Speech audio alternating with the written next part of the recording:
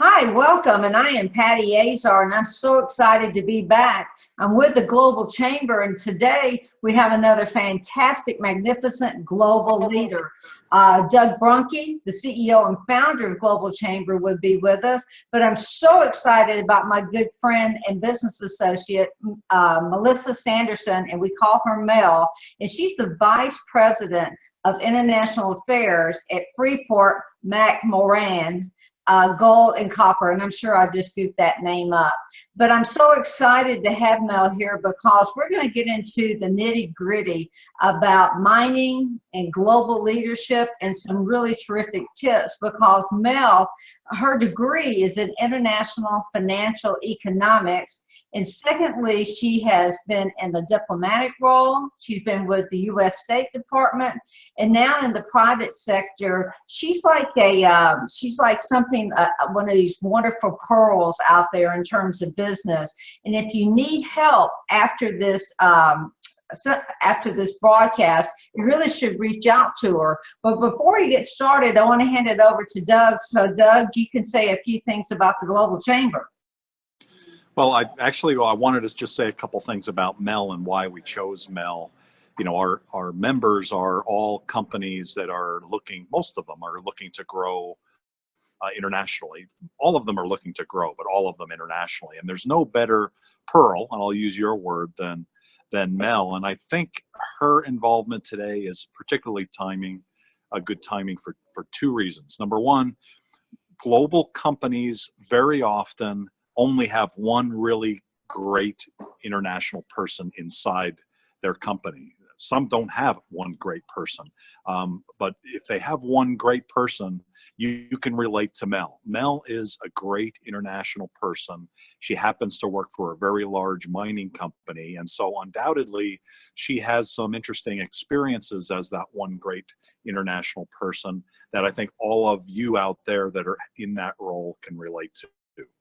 The other thing that I think makes Mel's involvement timely today is she's got 20 years of work in a diplomatic role. She's worked in business, particularly the many years, the last several years at Freeport McMoran. My own experience and what I've seen out there in the world is that there's a certain way of doing business internationally, that you have to act a certain way around being flexible and being resilient and being polite and being respectful and being civil. That's what I know. That's my world. I work for the DuPont company. I work for a lot of smaller companies that didn't dominate markets. We went out there and we grew our market because we were on that side of things. And in today's world, there's some politics going on, not just in the US, but around the world, where it's a little bit rough and tumble. And it reminds me a little bit of the first management training I ever took was a lubricants company at University of Michigan. And he got up in front of the class and he put his feet up on the desk and said, act any way you want. That's the way you do international business. Don't worry about being polite or professional or anything like that. That was my first introduction. I didn't believe it at the time, and I certainly don't believe it now, but I think we're seeing some things out there, certainly again on the political side, that make you wonder, you know, what is the right way to behave in the world, both as a country, but more importantly, since we're talking about business, as a business person. And Mel is the most knowledgeable person about that topic that you'll ever find. So I'm just so happy to, as you are, to hear Mel today and to be asking her questions. I wish I was in your seat. Enjoy, everybody, the words of wisdom that you'll get. And as Patty mentioned, if you have any additional questions afterwards, just reach out and we'd be happy to get you connected to Mel and any other topic that we cover today. Perfect. Well, thanks so much, Doug, because Mel, how are you today? But my gosh, after all these fulsome words of praise, I'd say I'm probably gobstruck. But other than that, I'm fine. Well, the one thing that the only one adjective that Doug missed was that how authentic you are, and you have all the other adjectives and all those wonderful values and those great traits. But the one thing that I know about you is that you're authentic, and when you message folks really believe you and you build these long-term relationships of trust. So really, could you give us more information and give us a great education about the international business activities at your employer and about the mining industry right now? Sure thing. Freeport-McMoRan has the distinction of being the world's largest publicly traded producer of copper and gold, and at the same time, we're virtually unknown. We have a so-called super mine in Peru, in which we've invested around $8 billion. We have a mine in Chile, and of course, our flagship mine is in Indonesia, the Indonesian mine, which is called Grasberg. It exists on top of a dormant volcano, and the engineering around actually developing the mine and the logistics of being able to get trucks to carry the ore up and down mountain grades that are 10% would probably have surpassed every other company in the world except Freeport. So it's a true engineering marvel. There's even a TV special about it, which I have seen on National Geographic, and I think it also occasionally airs on PBS. So we're an innovative company. We're a company with deep roots in the industry. Freeport was formerly based in New Orleans, and of course in 2010 acquired Phelps Dodge, another legacy mining company. So we also operate an extensive mining portfolio in the United States, in Arizona, in Colorado, in New Mexico. And the mining industry in general has been, as probably a lot of people know, has gone through a couple of tough years. There was a very sharp contraction in prices. Demand from China dropped there, and in consequence, there was oversupply in the market. And a lot of companies, including my own, were sort of in stringent financial circumstances. But thanks to really able management, we were able to get through that, and our stock prices have rebounded, and market conditions have certainly improved. Copper prices are back up, not to historic highs, but certainly to respectable levels. So the industry is recovering, and things are looking moderately good. Well, you know, when you talk about your senior management team and your leadership there, what impact has it had on your strategy and your business implementation and your role too? Well, Freeport and several other major companies went through, as I say, that 2 difficult years. It included some forced asset sales in order to right the balance sheets. And we're very fortunate as a company that we have the senior management that we do, because they're long-term thinkers. They are able to make the tough choices. They're able to well articulate those to not just our stockholders, but to all of our stakeholders, to well explain why these decisions are necessary, albeit painful. So similar things occurred in other major companies. Rio has sold properties, BHP has sold properties, and in some cases, mining companies are taking a deeper look at their portfolio composition. Because while we specialize in copper and gold, we also produce molybdenum, which is used in processing of reinforced steel. A company like Rio had an even broader portfolio, including coal. Wow. And so many companies are taking a look at their portfolio composition and trying to decide where their best positioning lies, because the industry is a long-term industry. We routinely speak of a life of mine of 20 to 50 to 100 years. So we have a certain skill set that perhaps is more pronounced in our industry than in many others in the U.S. That's interesting. I mean, because there's no short-term thinking there at all, because you can't push nature, can you?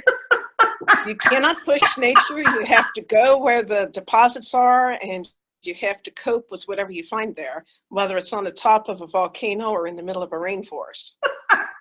Well, I want to digress just for a minute, because I know you and your background also as a diplomat and working with the U.S. State Department.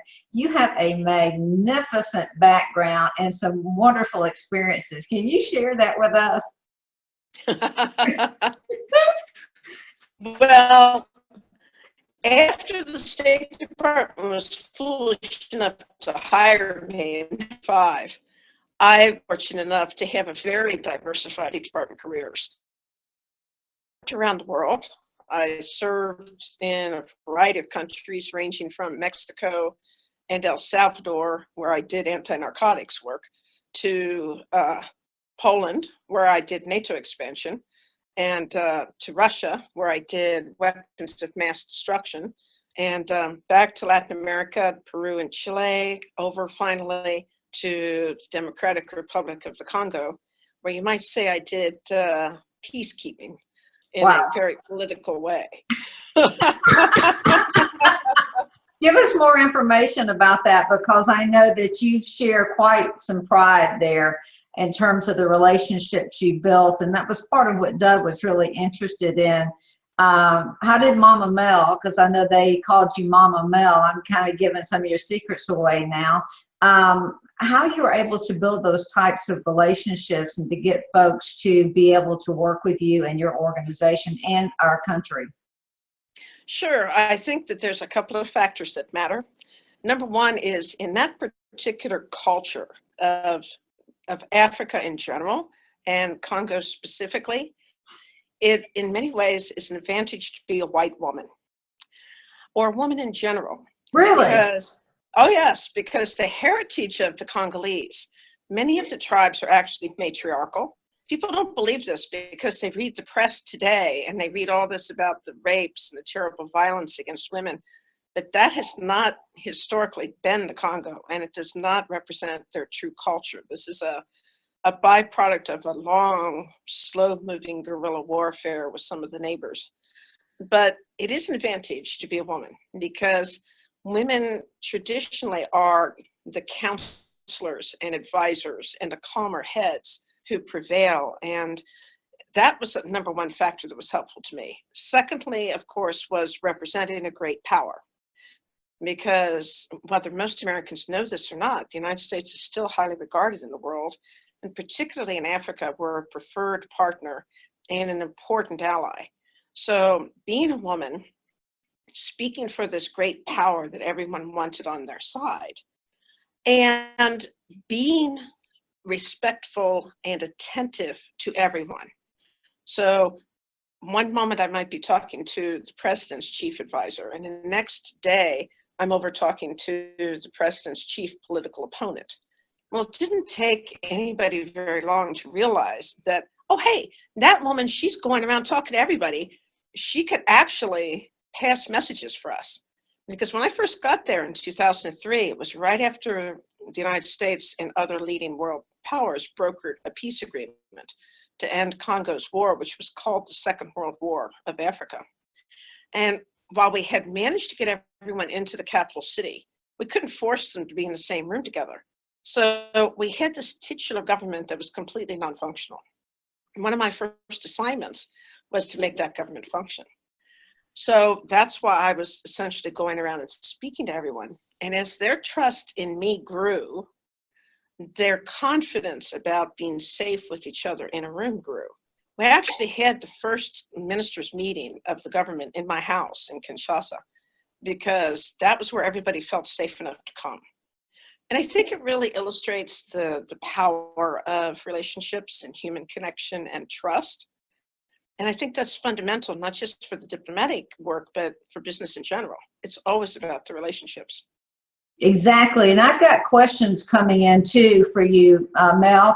What languages do you speak? Did you find you had to speak different languages, or at least pick up some of the dialect to be successful?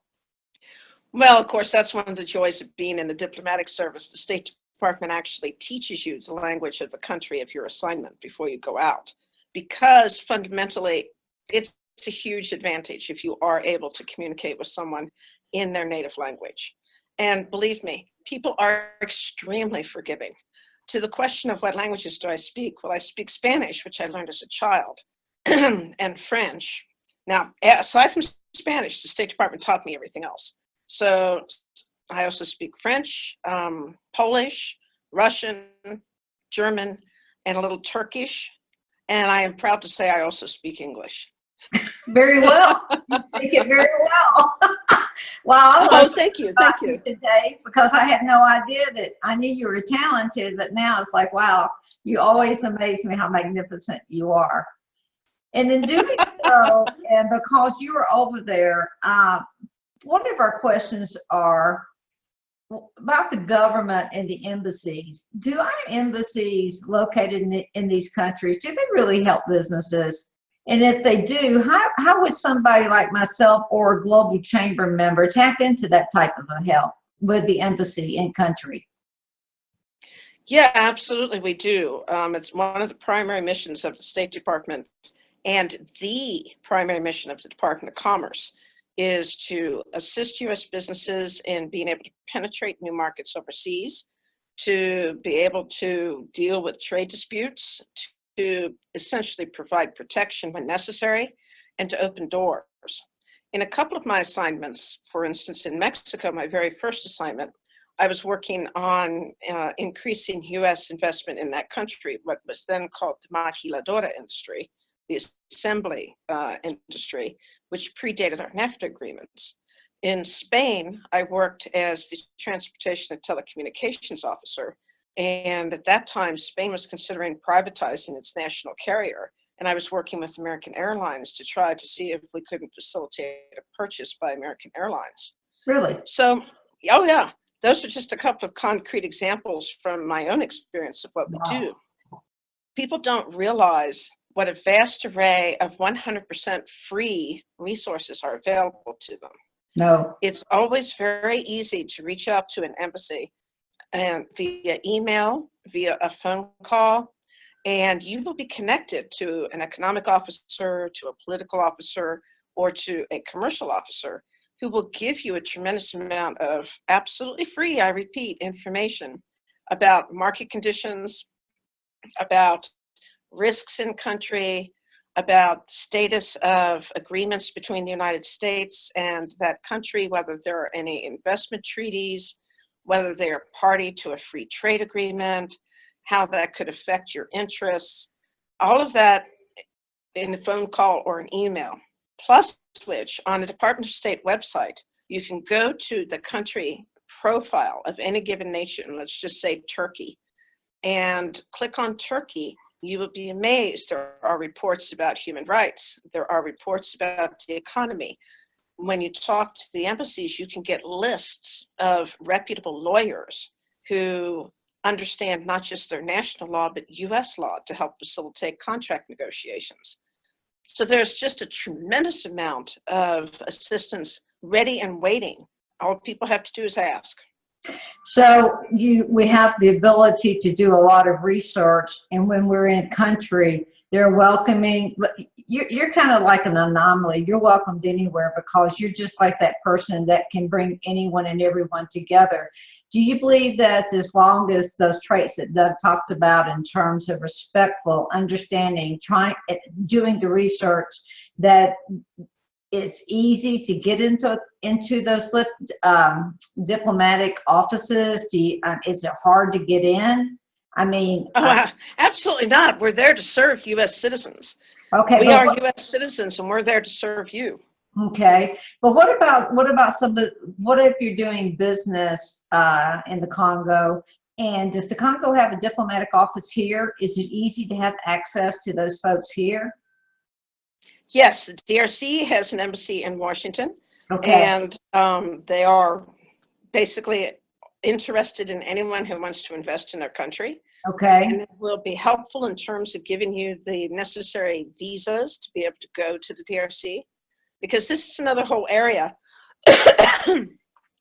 Not every country requires U.S. citizens to have a visa to go there to do business or even to visit for tourism.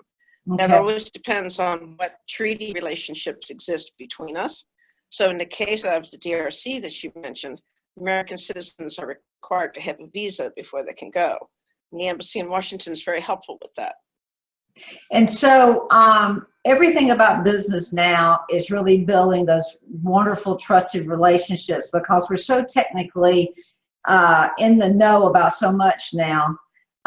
with the embassies, like if I go to Washington for the Congo office, will they put me in directly in touch with the right people, or is it just that they're giving me information? Do they like help introduce me, not just give me a referral, but say, Patty, you are worthy, I will introduce you to the right person and get you either a face-to-face meeting, or will they talk to you like this over this type of a platform? Absolutely. The wonderful thing about technology is that in most of our embassies overseas now, video chatting is really rather easy. Not so much from the Congo. Right. In fact, it's few countries in Africa are able to do this. But Right. let's just take a different example. Let's say Russia, because Okay. it's also an interesting market and highly topical. In Russia, where we have a huge embassy, it's important to note, and I bring up Russia for this reason, that our overseas embassies, in addition to the American staff, also employ significant amounts of local experienced staff.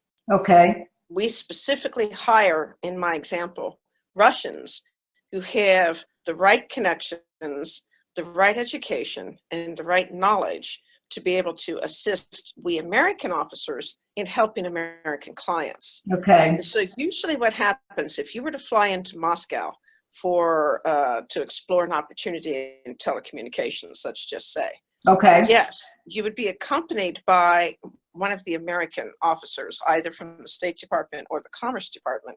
And undoubtedly, you also would be accompanied by one of those local employees. Okay. And usually these local employees have already scouted out the best series of meetings. And the embassy will, if this is what you want, the embassy will set up a whole agenda for you, a whole series of meetings. Okay. It always depends on what level of support you feel you want. And so, so that's so interesting to me, because you just had told me the whole world is open to me. All I have to do is my homework and ask. That's all. That's what you're really telling me, that it doesn't matter if we're sitting here in Phoenix, Arizona, or if I'm from Atlanta, Georgia, if I'm over in Paris, France. I have the opportunity to do exactly what you did, and I don't even have to be associated with a big company. That's absolutely right. The government employees overseas are there to serve every American citizen. And So, by the way, before we move on, I just want to say about that, before you go, please go to the State Department website and register, because one of the other big services that U.S. embassies provide is that if something, God forbid, happens, there's an earthquake or there's a revolution, if the embassy knows where you are, they know you're in country, you're staying at X hotel, etc., that's where you're able to get help in a crisis.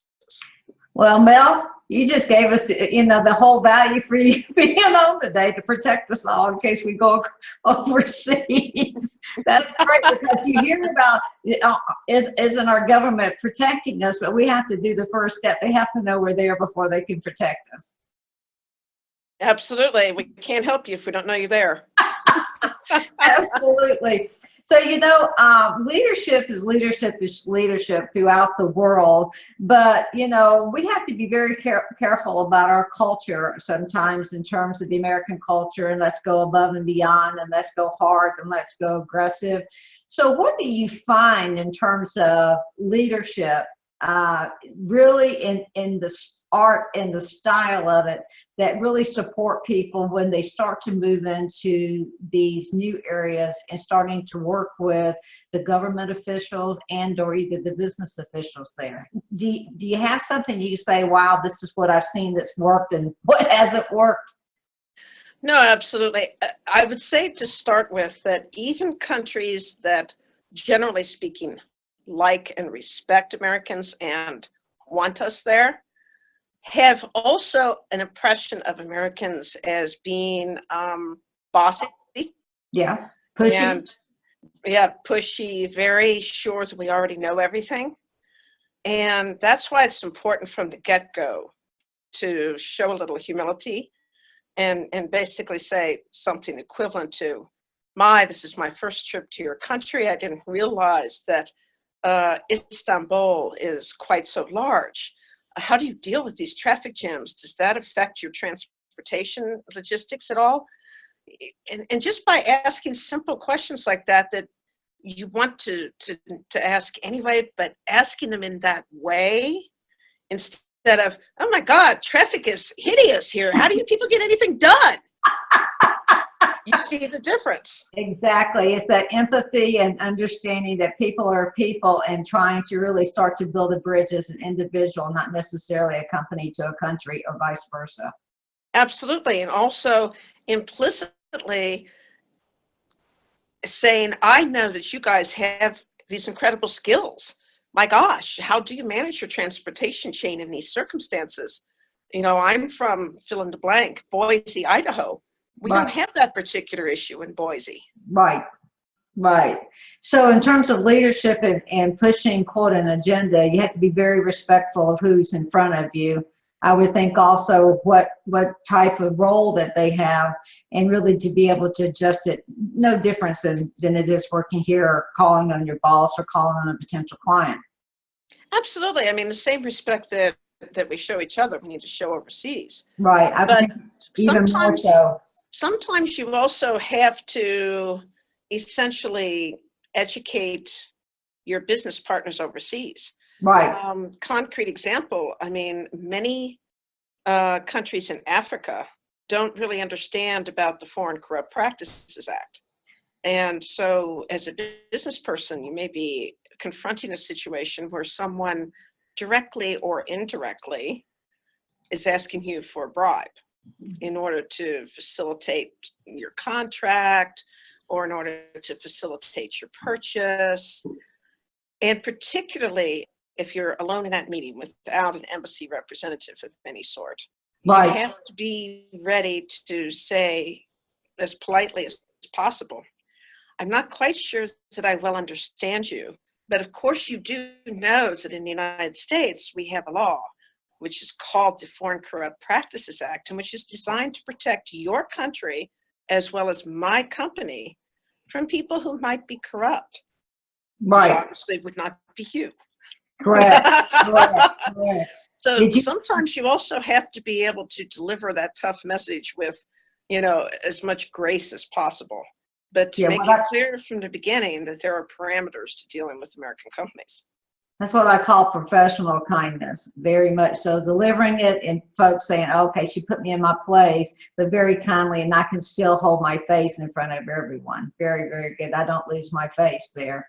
So exactly. did you have... Oh, and by the way, if something like that does happen to you on an unaccompanied meeting, right, please do let the embassy know. Okay. Because one of our other functions is to try to control that kind of corrupt approach. Oh, that's very interesting, very interesting. And then not just to control the approach, but I also think to cover your own self and to cover your organization so that you're not participating in something like that. Right, exactly. And so have you had that happen to you? Yes, as a matter of fact, I have twice had companies come to me, once in the Congo and once in Russia, to say that they had been asked for a bribe. And in both circumstances, the individuals from the country who did the asking received a visit from me to remind them, perhaps not so gently, that that sort of request is inappropriate for an American company. I wouldn't want you coming in my office. Oh no, what did I do now? Because I know you when you're stern and you're on point and you're correcting something. So I would say, you know, let's walk the straight and narrow for that. So what tips do you have for business executives in mining or some of us out there trying to work with companies in the mining industry? Well, you know, mining is such a very particular industry in the sense that unlike many other companies, we can't pick up and go if times get tough. So you have to really have done your market research before you want to commit to a country. You have to have a certain sense of Yeah, I think I know where the politics are going in this country. I think I know where the society is going in this country. And obviously, no one's infallible. And again, over the time frame of minds, I mean, you're talking 50 to 100 years, things are definitely going to change. So, doing your research up front before you put your first shovel in the ground, Right. to have a sense that this is a country that we can thrive in for at least the midterm and very probably the long term, but always being flexible and adaptable, ready to respond to the changes that you couldn't foresee because no human being could have. But at the same time, standing your ground, insisting on the sanctity of contracts. That's very important because many countries around the world tend to think of contracts as just some kind of piece of paper. And if we don't like the piece of paper tomorrow, we'll just tear it up and change it. Whoa. Yeah. Having those good relationships with your business partners, but also with the embassy. It's an ongoing.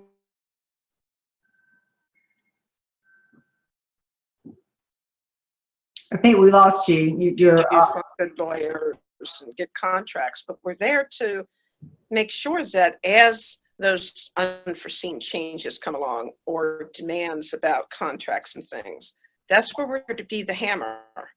That's where we come in and we say, listen, you cannot just go around canceling contracts. right. There are consequences to that, and we're here to tell you about them. So I would say that those in particular for mining, and then for any business executives, I want to harken back to what we were talking about. You know, the importance of doing your initial research, the importance of using the free resources available to you as part of that, and most of all, the importance of building relationships, relying on guidance from the embassy on who are the good, stable, honest business persons to deal with.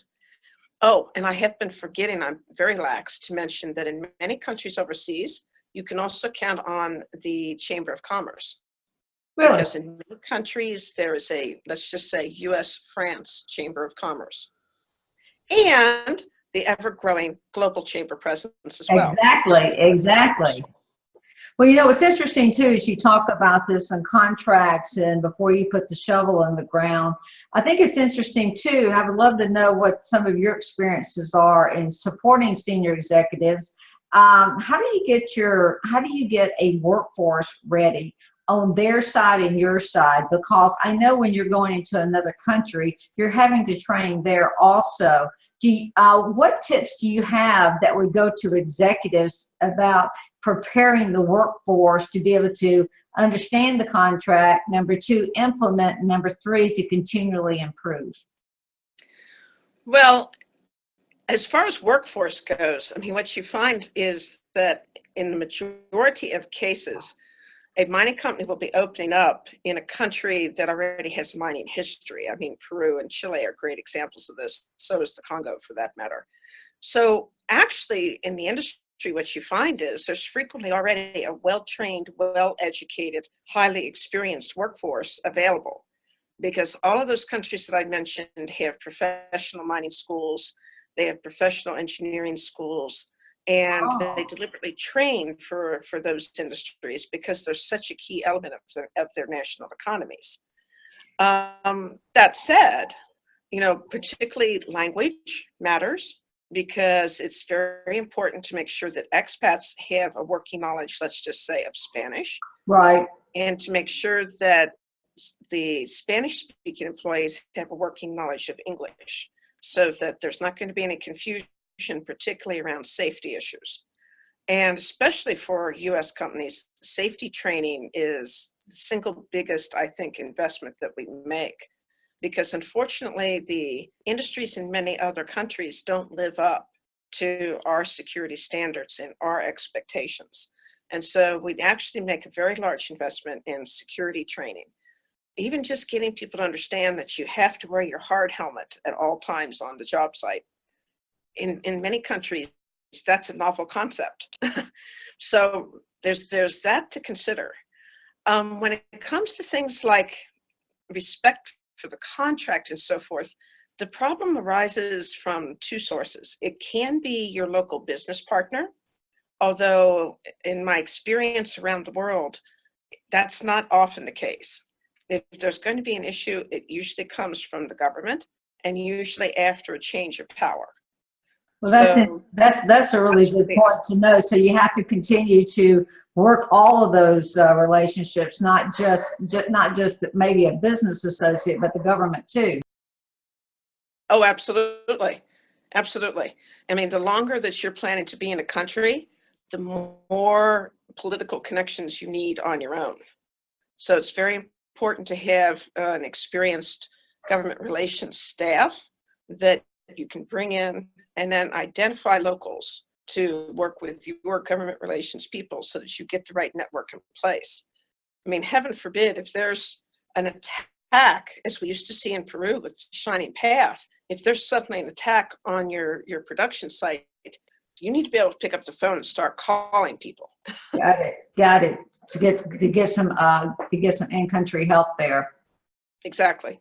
So, Mel, this year in 17, we're looking at, so many changes. We have a new administration, the stock market, the commodities market, and all of everything is, everyone is questioning where we're moving, where we're heading. I know you don't have a crystal ball, but what do you think? How do you see the global markets this year in mining, and maybe the impact to the big markets and moving forward? Even if you want to talk about past 2017.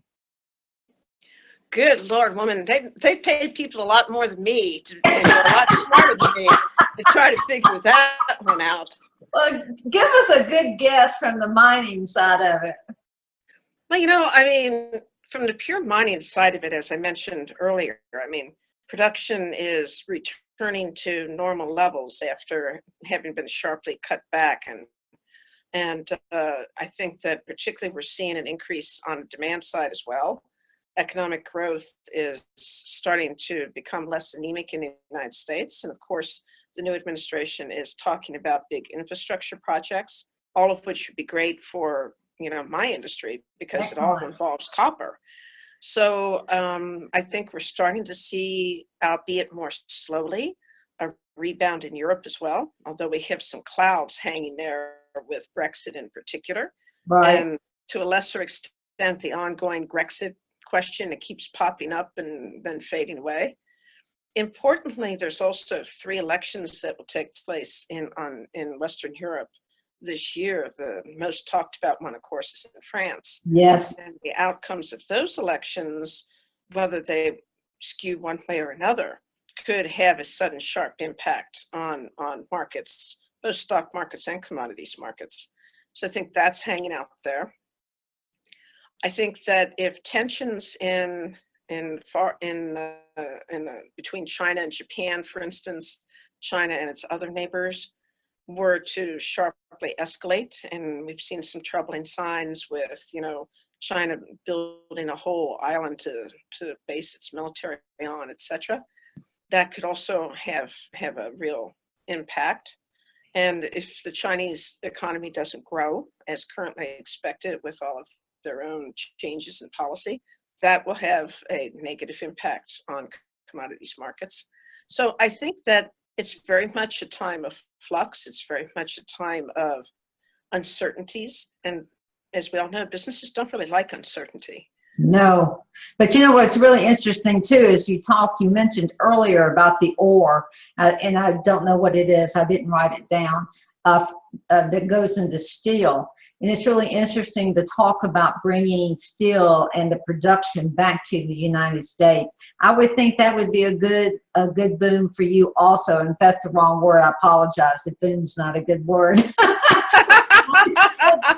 Industry. But I would think that would be good too, because I have a client in the state of Arizona that is in manufacturing and uses steel for displays, and they're very, very excited about what's happening. So I would kind of think your company too. The mystery word that you're groping for, my dear, is molybdenum. But we call it Molly. Molly? Yeah, Molly. Because it's much easier to say than molybdenum. Say molybdenum 3 times fast. Well, I'll say Molly. How about that? That sounds like another kind of drug, but we won't go there. But I mean, yeah, I mean, what you said is absolutely correct, of course, because we have a very large primary molybdenum mine in Colorado, and we have secondary molybdenum as a byproduct from Peru and a couple of other mines. Wow. So it tends to be a narrow market at the moment, but it's a narrow market which is on a sharp growth curve, That's largely as a result of the election and other changes. So yeah, I mean, that would absolutely be beneficial for us. I'm sure my Mali colleagues would jump up and down with joy. especially sitting up here in Colorado, huh? Yep, No idea exactly. we have one so close by. Exactly. So I did ask the right question to you because you were able to answer that. Even with sharper minds out there, I knew you'd be able to tackle that one for us. So, you know, we've got a bunch of fabulous folks at the Global Chamber. And right now, this is our audience. Of course, we'll go up on YouTube for other folks around the world to be able to see it. So knowing that we've got all sorts of businesses and with the ability to get into international trade, exporting, maybe in the mining, what one tip would you give either a business owner, a principal, or an executive what they should be doing if they're thinking about going into the global business from your experiences? One tip, huh? Do your research early and thoroughly. Spend whatever money is required to make sure that you have covered every variable. Fully utilize all of the free resources available to you. And once you've made your decision, go full bore. Magnificent, magnificent. Well, I tell you what, I always love spending time with you. Number one, I always learn something new, and I had no idea that you could speak so many dialects of so many languages, but I should have already known it. And so, Melissa Sanderson, you are the most magnificent woman out there, and just to have you in my life is such a blessing, personally and professionally, because I get to support you in a couple of other areas too, in export and trade out here. So before we go, though, I want to bring Doug back because I know Doug's going to have a few things to say, but it's just been a pure joy to have you on today. Thanks so much, Patty. It's always great to interact with you too. So Mr. Doug Brunke, you're out there to be able to give us a little bit of a summary there.